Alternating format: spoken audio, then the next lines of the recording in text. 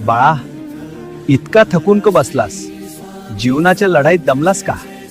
तू म्हणतोस, स्वामी आता माझ्यात ताकद नाही, आता सगळं संपलं.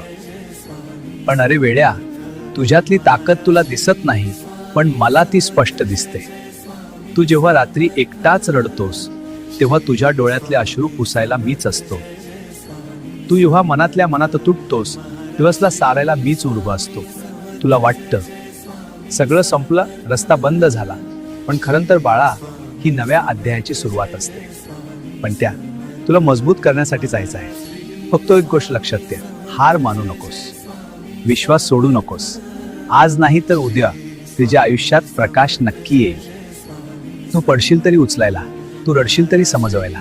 फक्त माझं नाव घे, उरलेलं सगळं मी पाहिने. तुझ्या कष्टाचं फळ तुला मिळेलच.